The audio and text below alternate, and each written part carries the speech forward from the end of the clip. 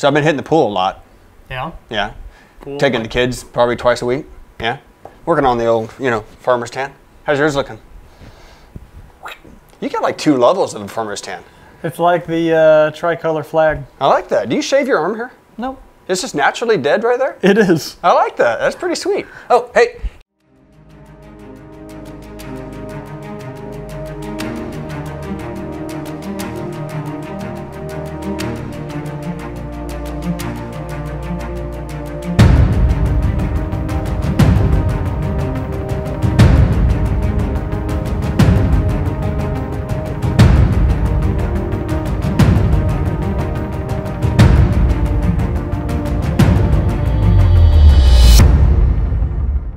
Welcome to This is Gravel. I'm Bobby Thompson, and with me as always, LeLan Dames. The Dirty Kanza is over. Training time has begun for next year's Dirty Kanza, but we have summer upon us, and the Kansas summer heat is here. We've had 2 weeks of 100-ish degree weather right now with indexes, so riding our bikes has become a little bit more stressful, maybe. We have to stressful on the body. So before we get into maybe some talking about a little bit of riding in the heat, catch up on what you got going on right now. Yeah, well, me and a few others, some good friends, Jim Cummins, the O'Mara brothers, and myself, we went out and we let a few others out on a bike packing trip this past weekend. We went up to Council Grove Lake and even got to take part in Washunga Days, and there was an authentic Native American powwow that we got to go down and watch, so that was a lot of fun. But hopefully there's some more bike packing trips in the near future for us. Do you think that's something that your interest level is increasing in? Absolutely, yeah. It's definitely something we'll do. When I chose to get the Cutthroat over a Warbird, it was very much with these types of trips in mind, for sure. Yeah. I can honestly say after the pre-season leading up to the DK that I had with the centuries that I did and then the Dirty Kanza itself, I'm kind of looking forward to a little bike packing this summer as well. Slow down the pace a little bit and just maybe enjoy some campfires out there. So. Absolutely. Do you have, so the next event that you had that you will be riding in would be? The next one that I'll be riding in is, I can't think of any prior to the Mata 100. Lunar Kanza? Lunar Kanza, but of course I don't get to ride. Okay, fair enough. But so yeah, Lunar Kanza is coming up July 16th. Okay. And for those that don't know, the Lunar Kanza is a nighttime ride under the full moon. And this year we've added a run. Both the ride and the run are non-competitive. It's a lot of fun. The ride is 50 miles and the run is 13.3 miles, but both the ride and the run participants have the option of shortening their event if they prefer. So there's no pressure to go the whole distance. There's no competition, but there is a whole lot of great swag. Gear that you get just for participating, and then a great block party when you get done. So a great event to take part in and kind of celebrate the Flint Hills in a whole new way at night. It reminds me of shag carpet, shag. Sorry. Okay, so the actual event you'll be riding in, you'll actually you're going to start training for an event coming up. And when is that? Yes, it is Saturday, August 6th, and it is the Mata 100. Hopefully I can feel confident about taking on the full 100, but training for me has not been what I'd like it to be. So 100 miles of single track, 12,000 feet of climbing, and I know last year they said the temperatures were about 106 degrees, and so it'll be a tough one. It'll be a tough day. Good. Yeah. You'll have fun. Oh, yeah, absolutely. Something put on the, go out there to go for it.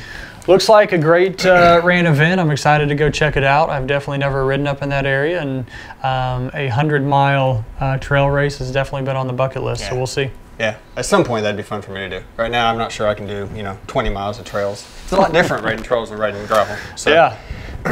Well, I'm going to go do there's a local ride in Gridley on July 2nd at 7:30 a.m. that I'm going to go participate in. I think that'll be a lot of fun. It's going to benefit the Wounded Warriors Fund, if I remember right.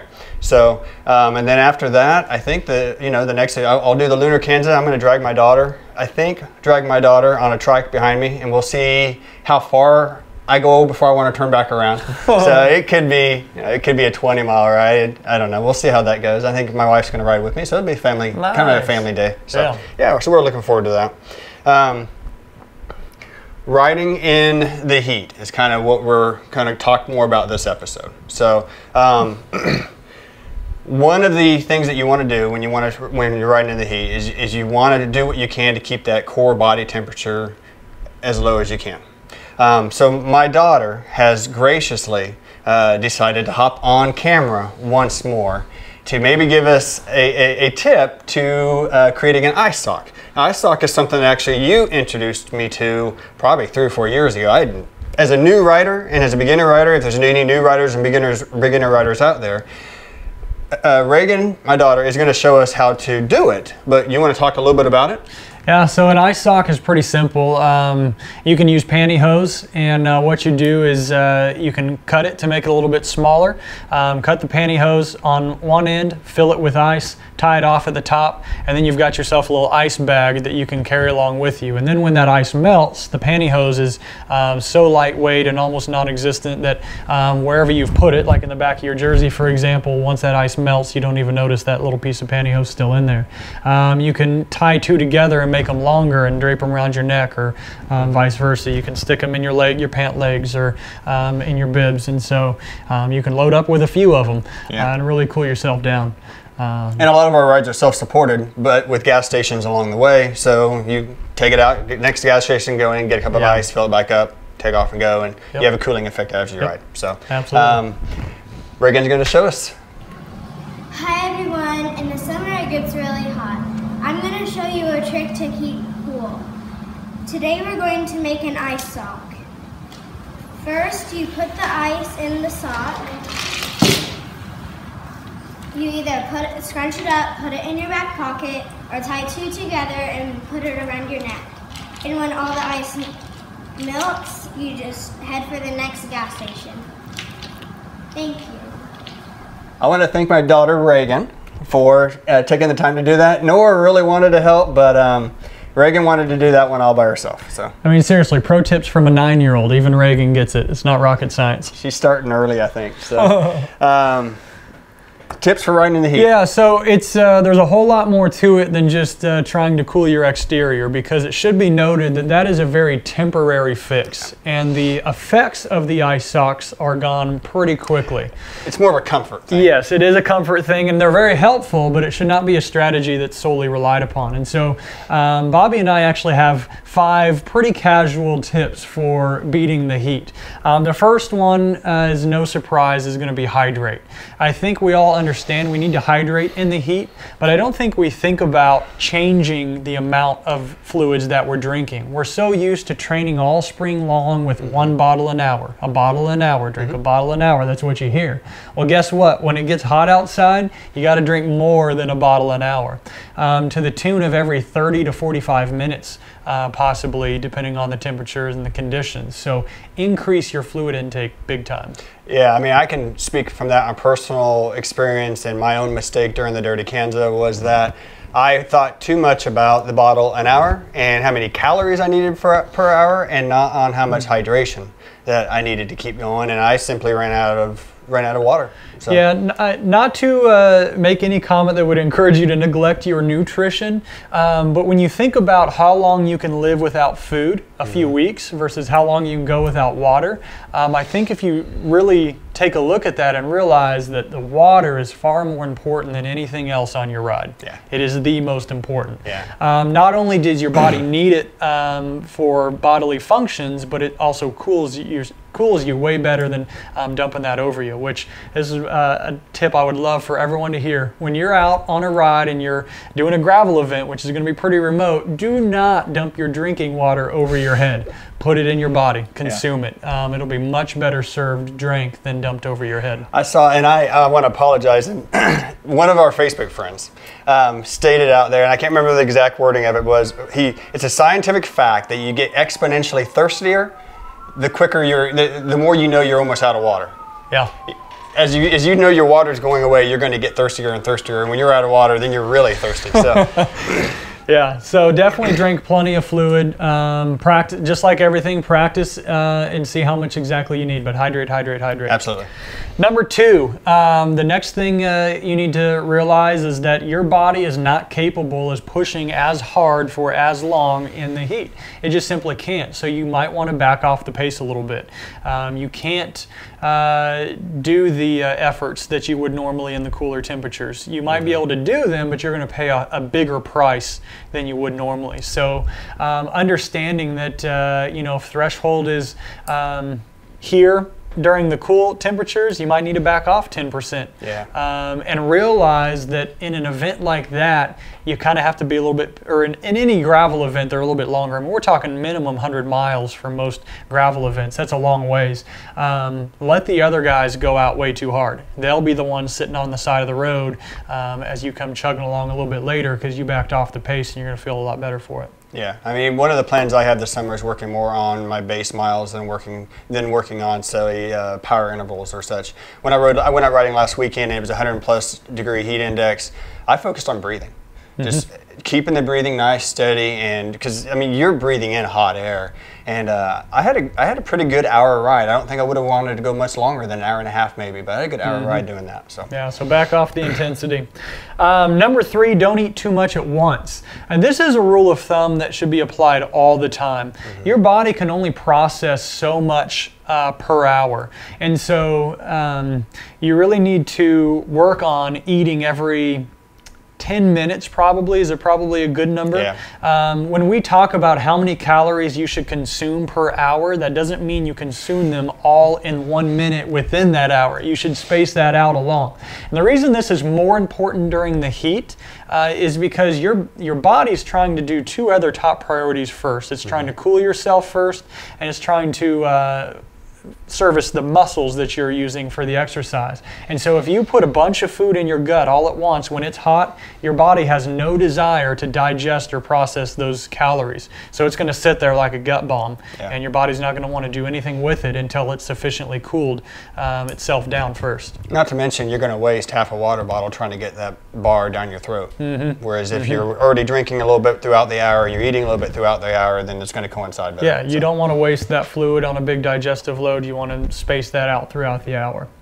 Number 4, simply avoid the heat. Ride in the morning or ride at night. Night rides in the summertime are a ton of fun. Not everyone's a morning person, but make an attempt once or twice a week to just get 1 or 2 rides in before work. Get up an hour earlier than you normally would, lay out your clothes the night before, lay everything out, have your bottles ready to go in the fridge, and make things easier on yourself so you can get out early in the morning for 1 or 2 rides a week, or make a plan to do a group night ride. Yeah, we've been having a lot of fun the past 2-3 weeks now doing night rides. If you can get a group of buddies, you know, 5 or 6 of you, and go out and do an evening or a night ride, and you know, we've been trying to target a convenience store so that, you know, halfway or, you know, 2/3 of the way through the ride, we all grab, you know, a little Snickers ice cream bar or something like that, and it gives you something fun to ride for, but you're still getting in some good base mileage. And I tell you what, it's beautiful riding at night. You know, 9 o'clock, 10 o'clock at night, we're riding into the stars. It's a great way to hang out with friends. So. Yeah. And then finally, number 5, this is a good old training staple, but the overload and progression. Just like anything, ease your way into it. So you're not always going to ride in the morning or late at night. In fact, you do need to eventually get out there in the heat if you want to learn to cope and to adapt to it, but do so slowly. Start out with a 30 to 45 minute ride and see how that feels. Then go to an hour and a half, and work your way up into some longer rides and allow yourself to adapt to that heat over a period of 1 or 2 weeks before you really start diving into some longer stuff. Yeah. The main thing is just pay attention to your body and be aware of the weather that's out there. So, you know, one thing we didn't mention, this is not really one of our tips, but it's something we want to watch out for, especially in Kansas, is always keep an idea of the weather. Always keep an idea of what that wind's going to do to you to slow down your ride, and keep an idea. We're in Kansas. A storm can pop up in a couple hours out of nowhere, so you always want to keep that in mind when you're planning your route. Yeah, so I think a lot of people forget that we really enjoy those tailwinds, but a tailwind in the summertime in a really hot day can spell doom for a lot of folks because you don't have air moving over your body, and that is essential to cool down. So a tailwind can really hurt you when it's a hot day. main thing to remember is have fun during the summer and ride when you can. Absolutely. So. Questions and answers! Our favorite part of the show. I get excited. I needed my space for the envelope. We have more questions and answers, or as the trendy people would say, we have Q's and A's. Q's and A's. Q's and A's. And we have the Gravel Guru envelope. From producer Matthew Fowler. Love it. People are writing in with more questions, and I'm glad people are watching along and have questions for us. So. You know what the best part is? What's the best part? I get to hear myself talk more. Because that's just what the world needs. The world does need that. Okay, you ready? I am ready. Okay, what is the proper way, this is a good question, to act around cattle?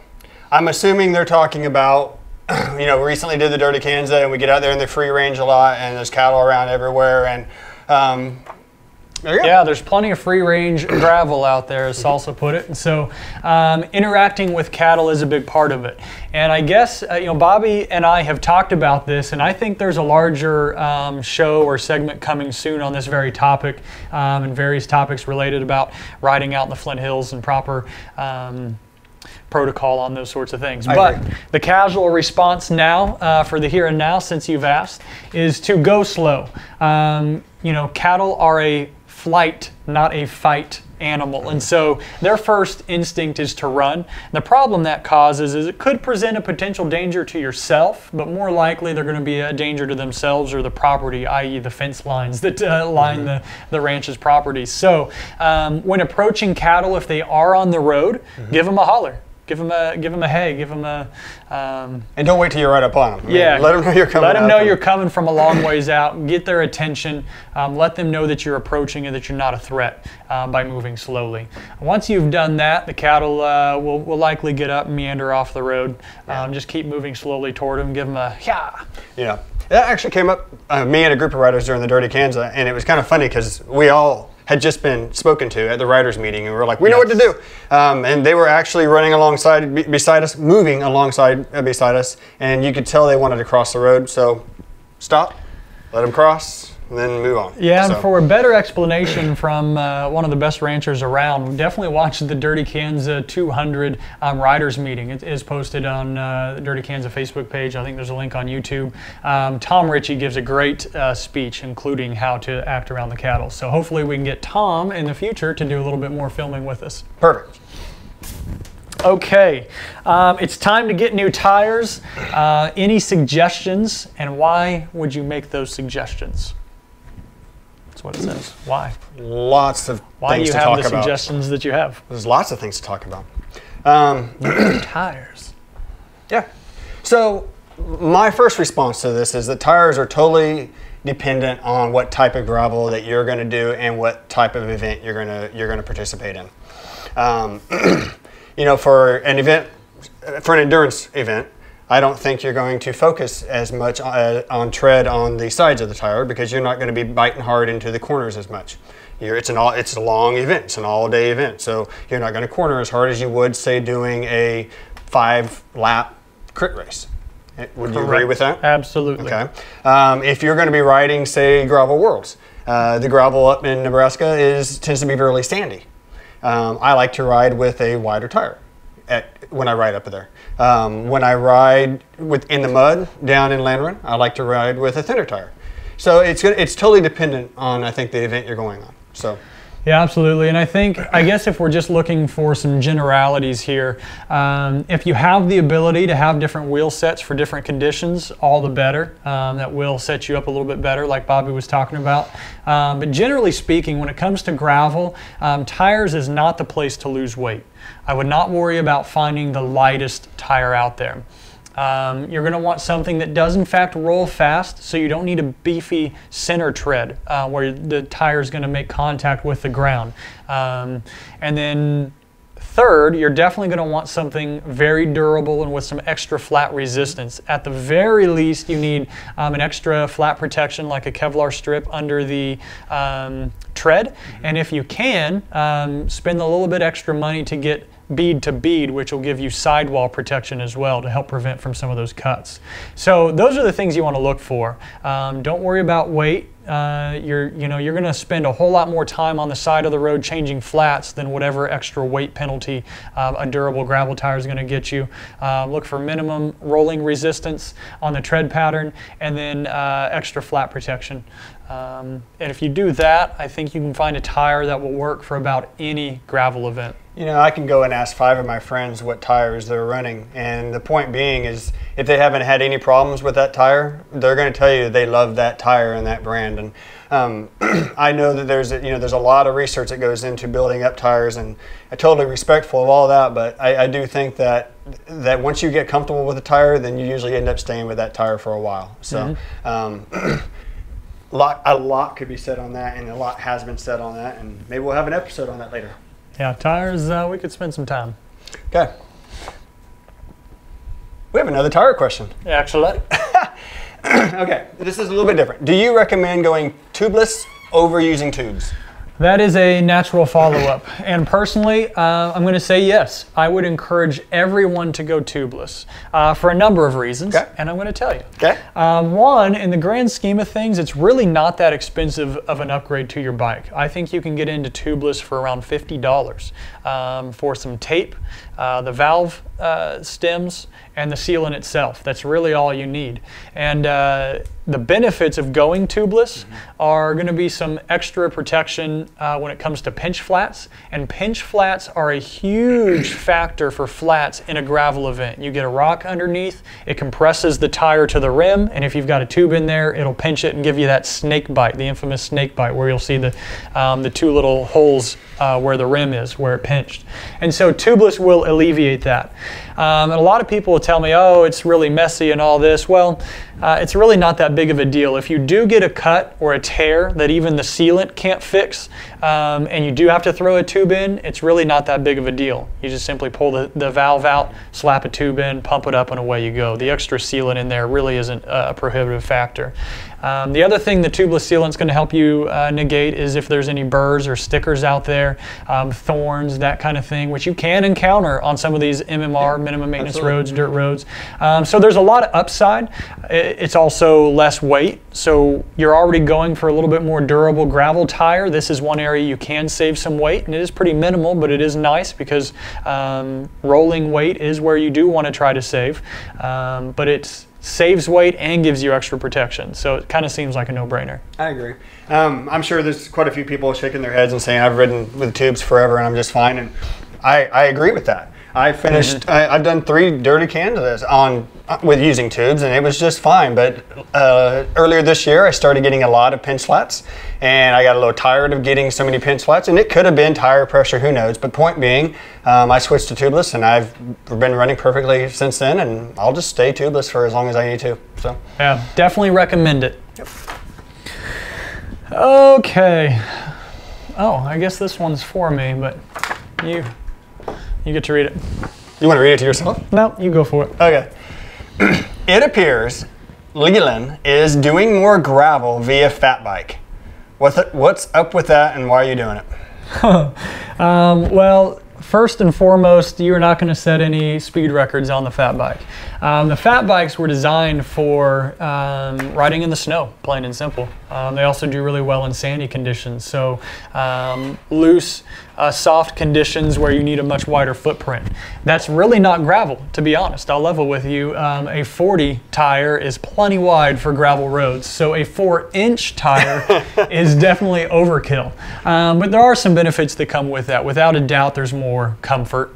And you know, thinking back to Maisie's when I rode the fat bike, I was even a little bit surprised with how much time I was able to make up on the downhills. And gravel typically isn't an event where you would think about making up ground or making up time in the technical sections, but at an event like Maisie's, where half of the roads are in fact better suited to a mountain bike, well, now a fat bike's a little bit more on some even playing ground.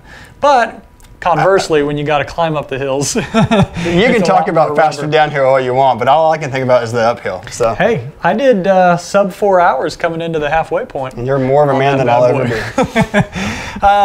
But honestly, the other reason I've been riding the fat bike a lot is the wife has stolen the Cutthroat and made it her own. And having trained for the Matahe 100 or training for the Matahe 100, I wanted to spend more time on the fat bike anyways, knowing that was the bike I was going to ride.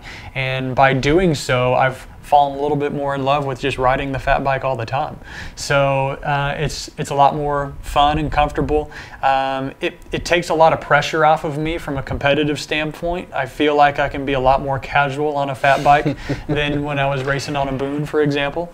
So I'm not getting a fat bike. No, it's not for everybody. Yeah. It's not for everybody. I'll ride yours. Yeah, but a lot of fun. And I'll wave to you when I'm passing you on the downhills. And you can wave right back when you come back up on the uphills. Favorite post-ride beer or drink? I like how they definitely led in with the beer. Yeah, beers and bikes. Beers and bikes. Is that, you want me to answer that first? Yeah. Okay. Questions to you, sir. Depends on the ride. If it's a really long ride in the heat, then I definitely prefer an IPA.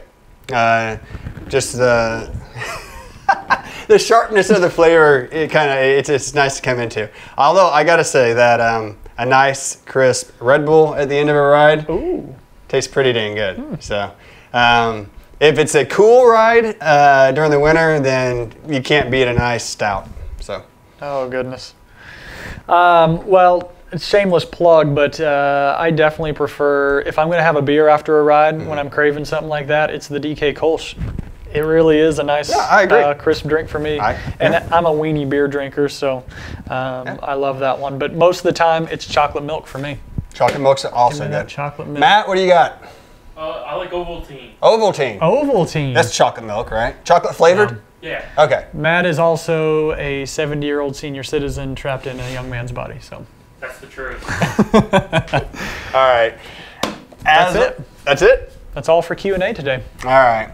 Thank you so much for your questions.